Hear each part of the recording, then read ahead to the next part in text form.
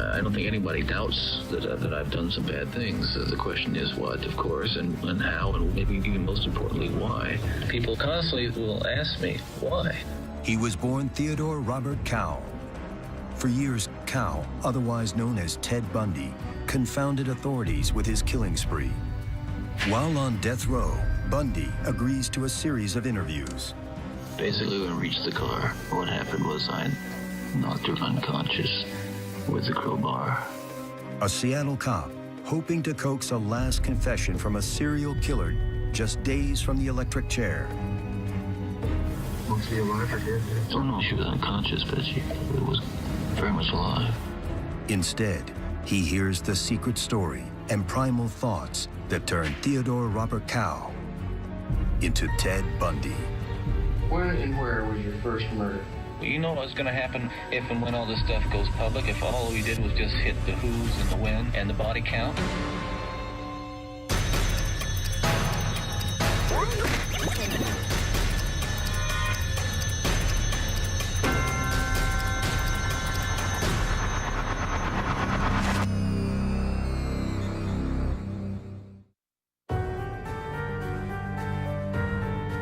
It's January 1989, and the clock is ticking on the life of serial killer Ted Bundy. He is 7 days away from execution. Florida authorities are not going to allow him to avoid the electric chair again. John, first of all, Ted Bundy, 7 days is an awful short time for a death warrant. Why is that? It's almost 11 years since the crime was committed, so I don't consider it to be short at all. And I believe the death warrant was properly signed and that justice needs to prevail, and it should take place next Tuesday. Bundy was convicted of killing 2 college students and a 12-year-old girl in Florida. Now, police investigators are trying to get Bundy to admit he also killed dozens of other women in a multi-year cross-country rampage. One of those investigators is former Seattle detective Bob Keppel, who has been hunting Bundy for more than a decade. Now, Keppel wants to know what Bundy is willing to say about other missing women. Testing 1, 2, 3, 4, 5, 6.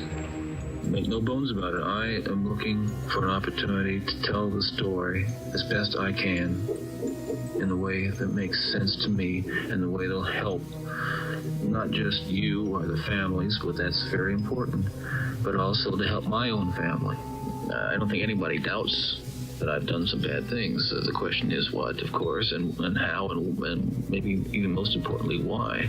To me, the why never caught anybody. So cops and their mentality think of what, where, when, who. And so we're kind of stuck with you wanting why. I'm not trying to convince you, Bob, that you should be interested in the why if you're not. I think there are a lot of people are. I know I am, and I think a lot of people are interested in why. People constantly will ask me, why? A lot of people are interested as to why he did what he did, but I wanted to find out as much detailed information as I could, rather than just that. I mean, he could have said anything. Well, let me start with one. Let me start this way. The unidentified remains. This is where I'm a little bit, the presence of the officers down here is a little bit unnerving. Some of this stuff I don't mind talking about, but because they wouldn't know it from Adam, I can write it down. I just don't want the police getting any kind of names at this point. He didn't want anybody to know who he was talking about. So his idea was that the best thing would be for him to write down the name, and he would show it to me. Yeah, and then I'll just write the name down for you, all right? The name that I just wrote down was George Ann Hawkins. Can you hear that? I can hear you.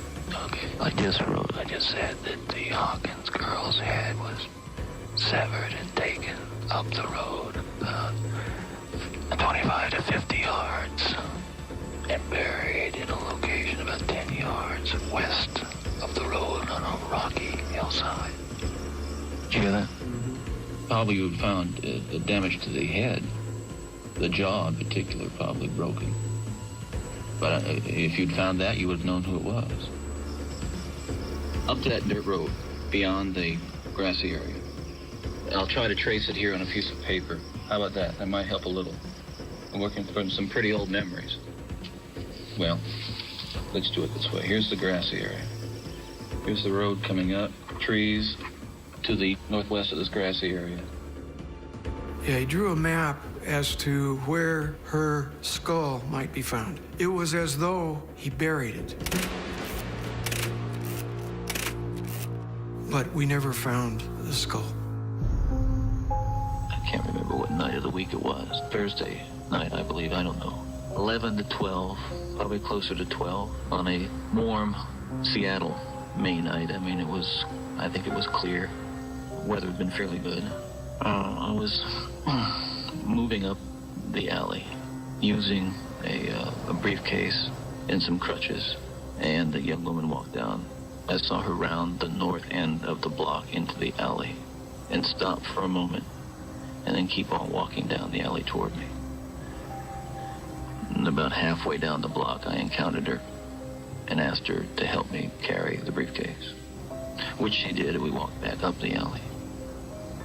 Across the street, turned right on the sidewalk and found, I think, the fraternity house on the corner there.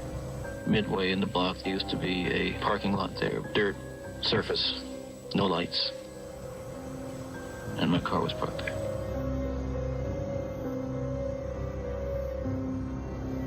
Why did you just stop that day?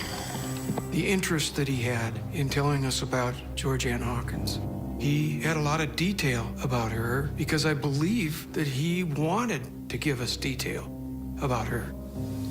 Basically, when we reached the car, what happened was I knocked her unconscious with the crowbar. Did she see it? No, there were some handcuffs there, along with the crowbar, and I handcuffed her and put her in the passenger side of the car and drove away. Was she alive or dead? Oh no, she was unconscious, but she was very much alive. Coming up, after 15 years of chasing him, investigator Bob Keppel is about to hear Ted Bundy describe for the first time how he killed one of his victims. I knocked her unconscious and strangled her.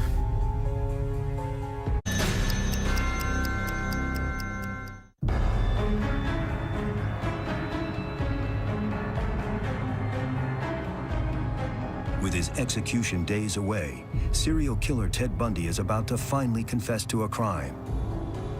The killing of University of Washington student George Ann Hawkins. Seattle investigator Bob Keppel, who has been chasing Bundy for 15 years, sits with the killer on Florida's death row, recording the conversation. Past us, going up the hill, down the road, and up to the grassy area. And parked, took her out of the van and took the handcuffs off her. Maybe she'd regained consciousness at this time, basically. And, gee, this is probably the hardest part. I don't know. One of the things that makes it difficult is that at this point she was quite lucid, talking about things. It's odd, the kinds of things people say under those circumstances. She said that she thought that she had a Spanish test the next day, and she thought that I had taken her to help tutor me for her Spanish test. It's kind of odd. Odd thing to say. To hear him talk in detail about the ride from the UW out to the Issaquah crime scene, that was something that only the killer would know. The long and short of it was that I again knocked her unconscious and strangled her and drug her about 10 yards into the small grove of trees that was there. Who you strangled with? Cord. By this time, it was almost dawn. It was just about dawn. The sun was coming up. And I went through my usual routine. I went through this routine where I was just, on this particular morning, I was just absolutely, again, just shocked, kind of scared to death, shocked, horrified. And I went down the road throwing everything that I'd had out the window, throwing the briefcase, the crutches, the rope, the clothes, just tossing them out the window. I was in a sheer state of panic, of just absolute horror. At that point in time, this consciousness of what has really happened is like you break out of a fever or something. I would, that is. So I drove east on 90, at some point throwing articles out the window as I went. Articles of clothing, shoes, etc. When did you remove those? What? The shoes, clothing. Well, after we got out of the car, initially. Well, I skipped over some stuff there, and we'll have to get back to it sometime, but it's just too hard for me to talk about right now. Did you throw away some of your own stuff? Oh, sure, yeah. I threw away the briefcase and the crutches and all that stuff. Yeah. And the crowbar, everything. The handcuffs, everything. I'd get mad at myself a few weeks later because I'd have to go out and buy another pair. I mean, it's not comical, but that's what would happen. Now that you've had a while to think about Georgianne Hawkins, is there something you can tell me about her that probably only you know and we know? Well, she said everybody called her George. George? That's what she said. Or how about that she used a safety pin because apparently her blue slacks were a bit too big. When you look at her name, pinned up pants, those were things that only the killer would know. What did you do the next day? Just went back to check out the site, make sure nothing had been left there.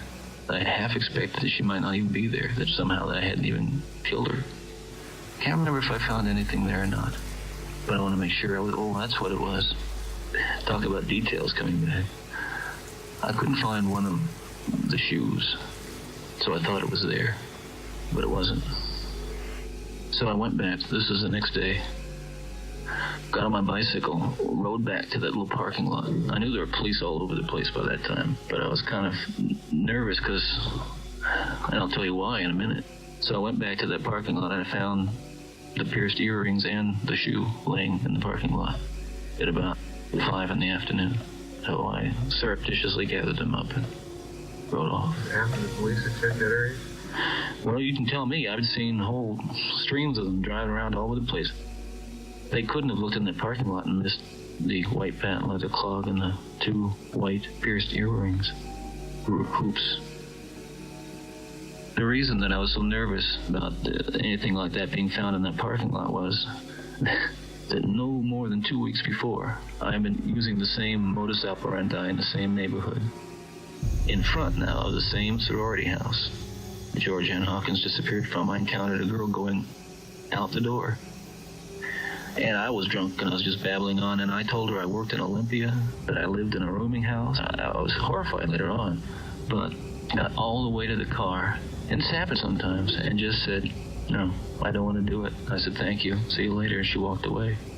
But after the Hawkins thing, I was just paranoid as hell that this girl would say, you know, something weird happened to me a couple of weeks ago. This guy came along with crutches and asked me to help him. He took me to a Volkswagen, said he worked in Olympia and lived here in the University District.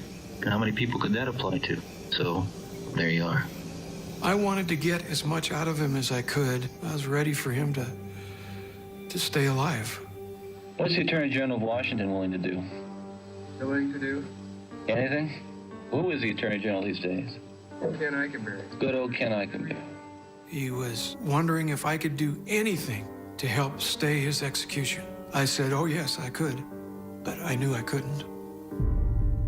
Bundy realizes this may be the last time he talks to Bob Keppel, and he makes one last plea for his execution to be delayed, so he can tell Keppel more. One of the things that I'm concerned about is time. We've accomplished something here, but I don't feel like we've really joined heads on this thing. I don't know what you want to do. I know you've been on this case, so to speak, the Bundy case, for a long time. I know that you must have some deep-seated feelings about it. I don't want to make too many assumptions, but here's what it comes down to me. I want the truth that's going to be helpful to you, but the broader truth that has a wider application. That's my bottom line. There's just no way it can be done under these circumstances with this amount of time, and that's the way it is. I'm not holding you hostage. If you don't want to do anything with it, you're free to walk away. If you can put your heads together with these other law enforcement people and think of any way, I'm not asking for clemency, I'm not asking to get off, I'm not asking for sympathy, but I draw the line. We need a period of time, 60, 90 days, systematically going over it with everybody, bottom to top, everything I can think of. Get it all down. You can use it as you see fit. I will not put myself in position of giving it all away and not getting the kind of result that I think is best for my people. And Bob, they're going to get me sooner or later. You don't need to worry about that. But you've been after this for 15 years. A couple months is not going to make any difference. Coming up, we go back 10 years to hear Ted Bundy say in another interview that he often debated with himself about whether to kill. It was a challenge to determine whether or not he would actually kill the girl.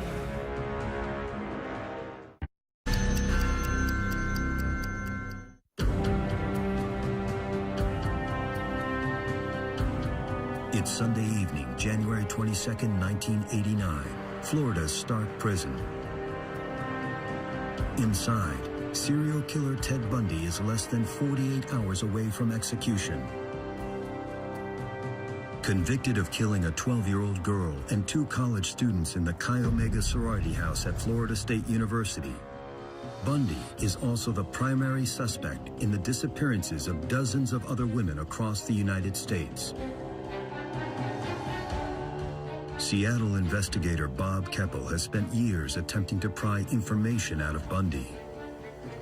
A former law student known for his intelligence and knowledge of how to play the legal system. Yeah, I know more about my class is graduating in about a month. In law school. Now at the 11th hour, as he's done several times before, Bundy says he'll talk. But investigators wonder if it's just another one of his games of cat and mouse, a game that he's been playing for nearly 10 years.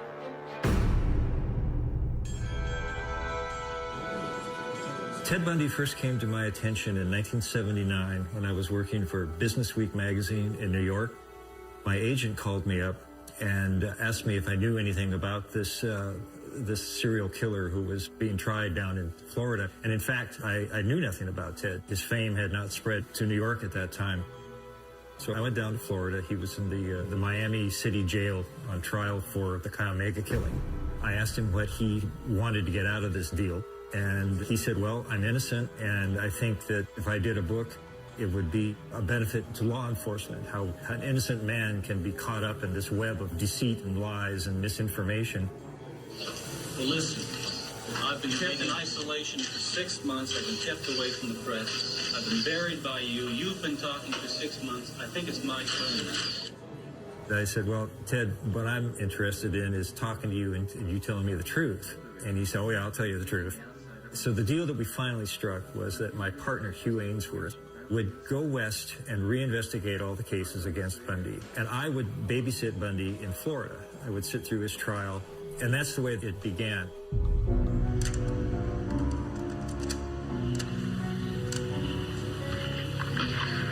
So where were we? We're recording now. Speak up. Yeah, the red light goes on. Bundy took the witness stand wearing a sport coat and a Seattle Mariners t-shirt. Please state your full name correctly. Do you know Robert Bundy?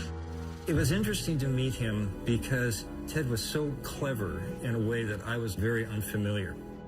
When I got started with Ted, I said, okay, let's take it from the top. Let's go through your life. Very quickly, it was clear that Ted thought of this as kind of a celebrity bio, that, he's Ted Bundy, the cover boy. For much of their conversation, Bundy talks in circles. Where was the bridge made? And why was the bridge made to attacking women versus robbing banks or running for president or whatever? People find various outlets for their insecurities and hostilities and tend to compensate for them in various ways, I would imagine. I don't really have a good answer. I didn't really have any leverage with him because he had all the knowledge in his head. So After quite a bit of this, one night I had an epiphany, if you will, in this miserable Florida motel room. I just sort of played back in my mind how Ted was always described by everybody as being boyish. You know, boyishly handsome, you know, boyish demeanor. And the more I thought about it, the more it occurred to me that he wasn't just boyish, but he was a boy. He seemed to be about 12 years old.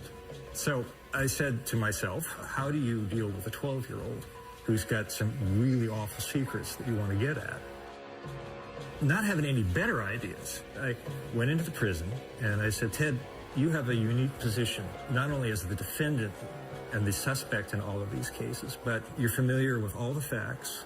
You're a psychology student. You're a student of the human mind, and you know more about this story than anybody knows. So why don't you tell me what you think happened? How does a person become a serial killer? And he grabbed the tape recorder out of my hand and pulled it near his chin and started looking down into it and closed his eyes and started telling the story. Coming up, Ted Bundy tells Stephen Michaud what it takes to become a serial killer. Since it's based on opportunity, it's a relatively easy crime to get away with. Joseph A. Bank presents the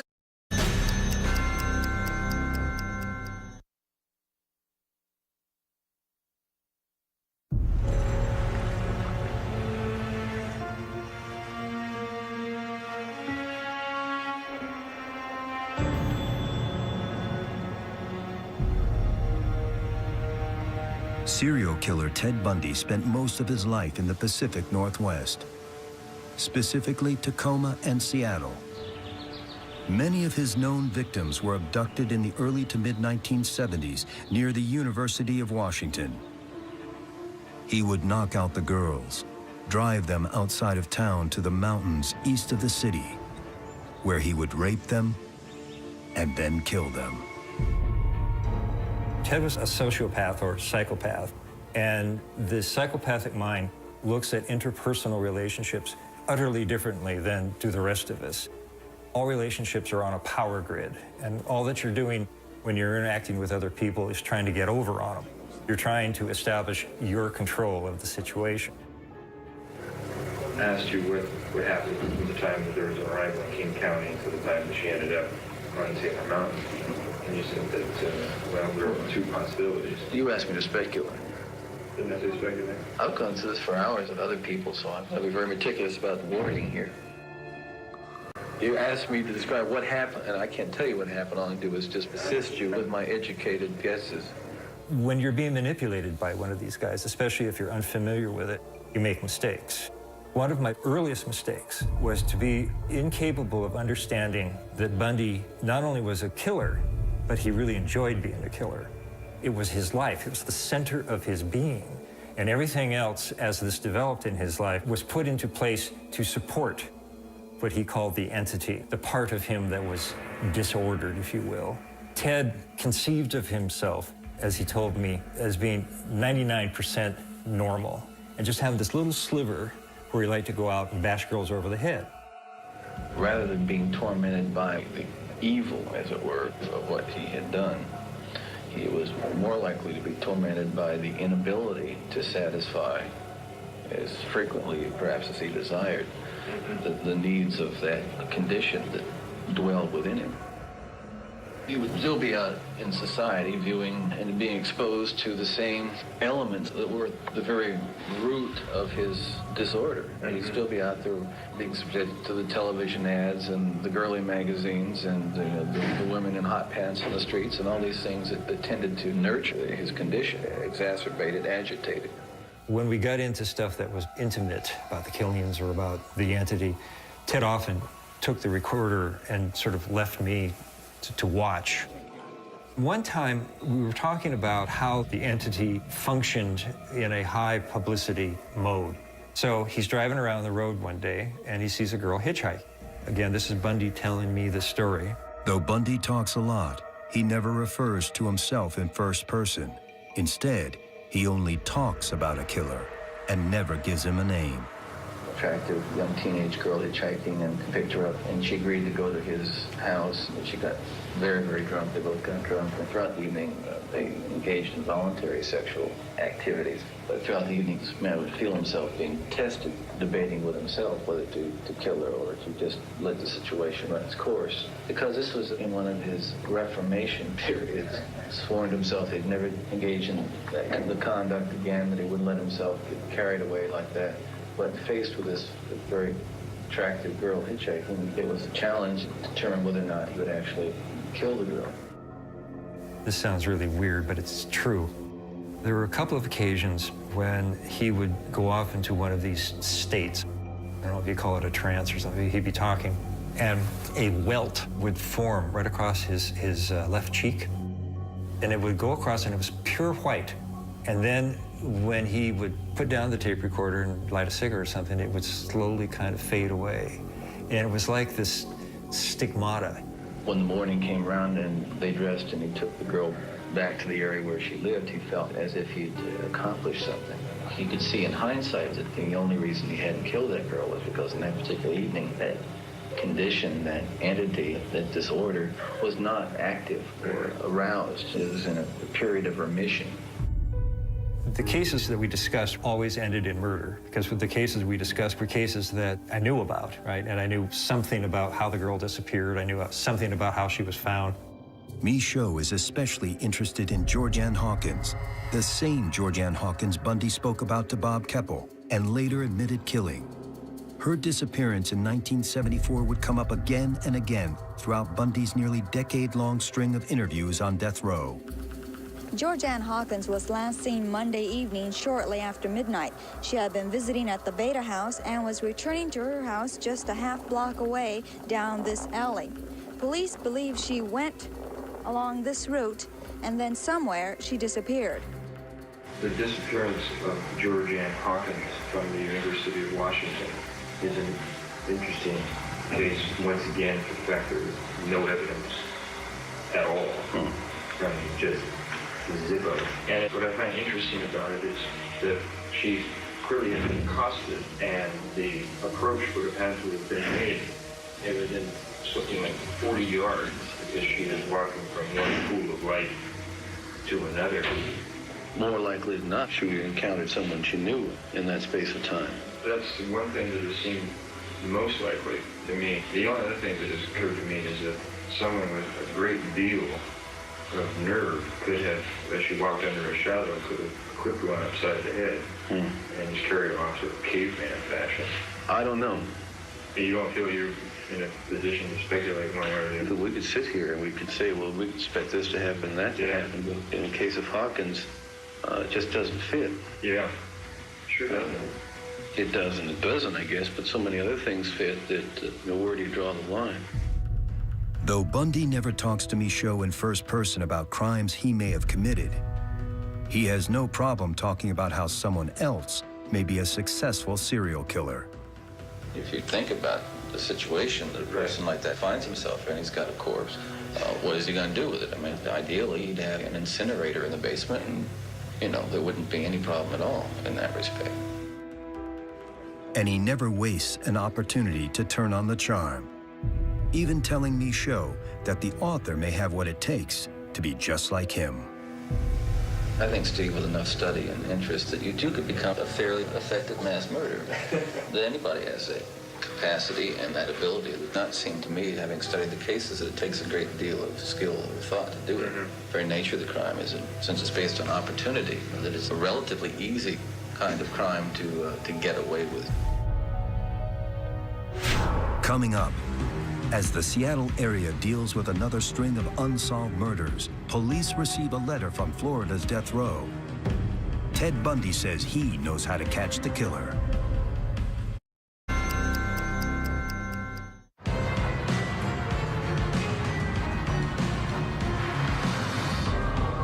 In 1982, Seattle again witnesses the disappearances and deaths of dozens of young women. Seattle investigator Bob Keppel, who had worked on the Ted Bundy task force, is again searching for clues in the rugged wilderness around the city. With us this morning from our affiliate KING in Seattle is Bob Keppel, the chief detective on that Ted Bundy case, now a consultant to the Green River Task Force. Now that you know something about these serial murderers, does it help you find the next one, or does it just illustrate why it's so hard to find and stop these people? One of the problems is that police departments don't recognize soon enough the serial. And we've been guilty for years of not communicating to each other well enough.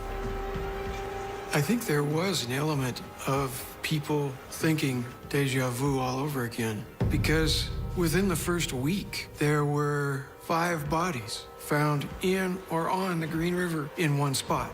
Once the killing started, Keppel and other members of the Green River Task Force received a strange offer of help. Ted Bundy, who was sitting on Florida's death row, said he could help police find the killer. We wanted to make sure that he was never tipped off about the real reason that we were there to talk to him.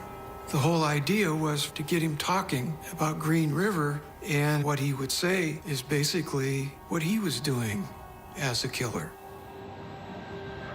This is a tape-recorded interview between Bob Keppel, Abe Reichert, and Ted Bundy. The date is 11/17 of '84. The time is 15:34 hours. One of the reasons that piqued my interest was some of your specific things about dump sites. Obviously, you might have some special knowledge that you think may assist us in that area. Well, first of all, he's trying to dispose of the bodies where they won't be found. This guy doesn't want to get caught.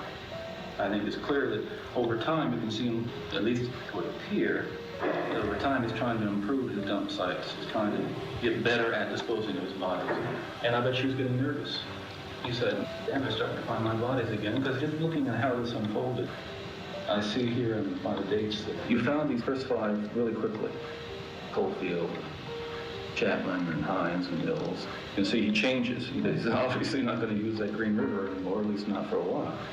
And he's looking for something that's more effective, so he goes back to dry land with number 6. You got to figure that a guy like Bundy has been talked to many, many, many times. There was a good chance, as clever and as smart as he was, that he may pick up on the fact that we would ask him questions that only Ted Bundy, the killer, would know. Let's say he's continuing to kill. Okay. Still in the Seattle area. We found these locations out here. What would his next step be? Who knows? This guy is learning. He's trying to find the best way to dispose of these bodies he can think of. So he was returning to the dump site. He does, not just to bring bodies back, but probably in the interim. I think there's a high probability he's returning to check those dump sites out after he's dumped the body there. I can almost guarantee it. How about after we found him? Oh, he wouldn't touch it. 10-mile pole. You see, that's the problem. I think that he was of the belief that we couldn't draw anything out of it. He wanted to be kingpin, tough guy, I'll answer the questions. He was always talking with us like he was in control, but he was in fact talking with the wool pulled over his eyes. We asked him what we could do as investigators to help identify potential suspects. And that's when he brought up the Sex Slasher Film Festival. There's always the link between sex and violence, but I think it's safe to say that the guy fantasizes a lot, and he finds ways of vicariously experiencing the thing that gets him off, which in this case is killing young women. But just like anybody else who has an obsession, whether it be fishing or bowling or skiing, he has ways he vicariously satisfies it. And I think there's an excellent chance that one way he gets off is by going to what they call the slasher films. Now, I know this sounds weird, but what I would do if I was trying to bring this guy to me, I'd find the bloodiest, coolest slasher movie that's out there in the can that's never been shown in the Pacific Northwest. A really vivid, lurid, sex murder kind of flick. The investigators decide to go for broke. What they really want Bundy to do is talk about his involvement in his own crimes. Can you see Ted Bundy contacting us in the future and saying, ready to talk? Yes, I can see myself talking to you sometime in the future. How about within the next 2 or 3 hours? That's strange. certainly like to be able to help. Bundy doesn't help. Instead, he continues to lead investigators down dead ends. Keppel leaves Florida, thinking he would never see Bundy again. Don't have to answer this question if you don't want to, but if and when Ted is finally executed, what would your feelings be? I don't know what they'd be right now. I can tell you more about that when it happens.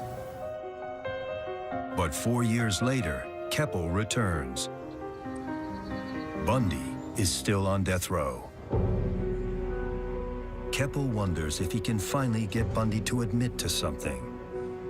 Keppel visits the prison, unannounced. This time, Keppel doesn't want to talk about the Green River Killer. He wants to talk about Ted Bundy. He didn't know why I was there. The only reason I was there was to talk to him. I didn't have a reason other than that. How does a detective talk to somebody without judging? That's hard. That's very hard. The scary thing is you have to have real empathy.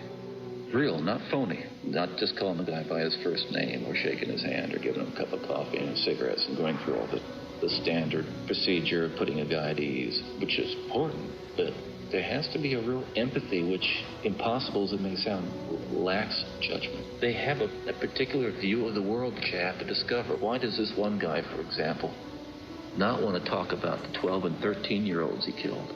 And he may have killed a dozen. Mm-hmm. But he'll talk about all the prostitutes he killed.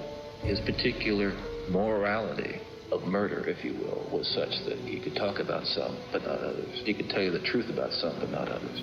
His morality of murder was that it was okay to kill. Because the system as it stands now is not really geared to getting at the truth. I mean, what motivations would there be for someone in that position to talk to you, talk to anyone? How about somebody like yourself? Obviously a student of the game and admitted by your own admission several times that you really like talking to other people about this stuff. You obviously like talking to me about it, otherwise you wouldn't be doing it. Well, with me, I do enjoy it, and yet that interest ebbs and flows. There's sometimes I'm more interested in talking about it than others. I mean, it's certainly not something that I would rather do than anything else. I mean, if I had a choice, I'd rather be outside running around in the sunshine. Coming up, Seattle detective Bob Keppel has one last chance to get information out of the nation's most notorious serial killer, Ted Bundy. When and where was your first murder?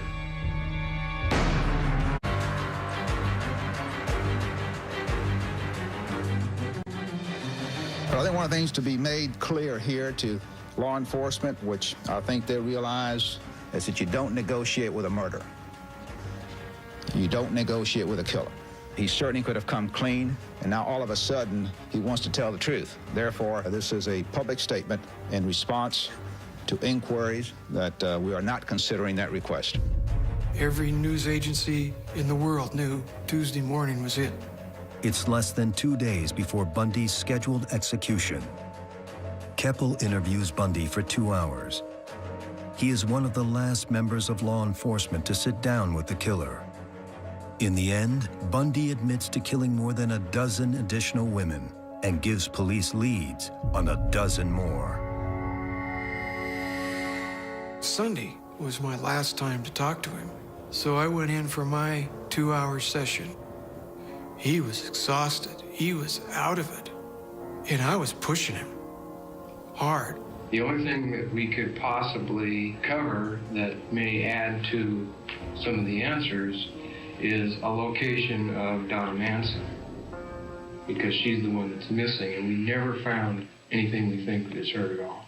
19-year-old Donna Manson went missing on March 12, 1974, around the time Bundy first went on his killing spree. This is Highway 18 out here. There's a quarter sectional marker right here. Most of what we found was right in here. And all we found, as you can see, hair, skull, jawbone. We never found any bones. Now, are those bodies buried out there someplace? Or are they someplace else where no one's ever found them? I won't beat around the bush with you anymore. I'm just tired and I just want to get back and go to sleep. Okay. So let me just tell you, the head, however, the skull, it wouldn't be there. Where is it? It's nowhere. It's nowhere. It's in a category by itself. Now, I just assumed this was something that you just kept, but I can see the headlines now. Ted, there's not going to be any details. What you told me about Georgianne Hawkins isn't going to be known. I got parents out there that don't even want to know the details. Well, I know. Well, it was incinerated. It was incinerated. Where'd you incinerate it? Come on, partner. These are things I don't know about you. Yeah, this is probably the disposal method of preference among those who get away with it. It's the most bizarre thing I've ever been associated with, and I've been associated with bizarre. Right. Well, tell me about it. What the hell happened? It's really not that humorous, but in the fireplace. Burned it all up? Down to the last ash. And then in a fit of paranoia, cleanliness, what have you, just packing down all the ashes. Mm-hmm. That's the twist. Yeah, that's a slight twist. This may have been Bundy's last chance to tell the truth, but Detective Keppel didn't buy it. Have you ever burned a skull before? Well, my problem with it is I don't think he could. I was anxious for him to tell me more in those last 2 hours. I wanted to see if he would screw up, make a mistake, tell me something that I didn't suspect him of. But he held out. I will say that about him, he held out. I'd like to ask one last question. One last one.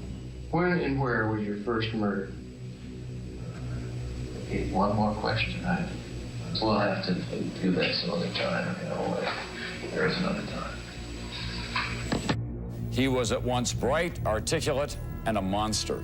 He confessed to murdering more than 20 young women, and he was a suspect in several more killings. But only at the end did he talk freely about his behavior. I went home on Monday. I figured it wasn't worth me being there. I didn't care to see him executed. I'd seen enough dead people in my time.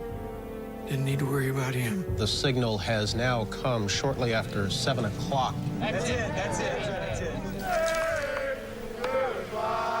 Ted is sort of the platinum standard for serial murder. Basketball, there's Michael Jordan, there's Babe Ruth, and in his specialty, there's Ted, and there's nobody near him. That's correct. And is it substantially... Ted offends the mind. He was as credible a young man as he could possibly be. Looked good, spoke well, intelligent, all these things, and yet he was a pervert on the evidence. He murdered girls, buried them, dug them up, and buried them again. He bashed in their skulls. He really was into it. It was his favorite thing to do. He didn't tell the truth. Sure, he told the truth about pieces of things, but there were so many things that he didn't tell the truth about. Have you ever physically harmed anyone? Ever physically harmed anyone? No. No. You know, again, not in the context I think that you're speaking of.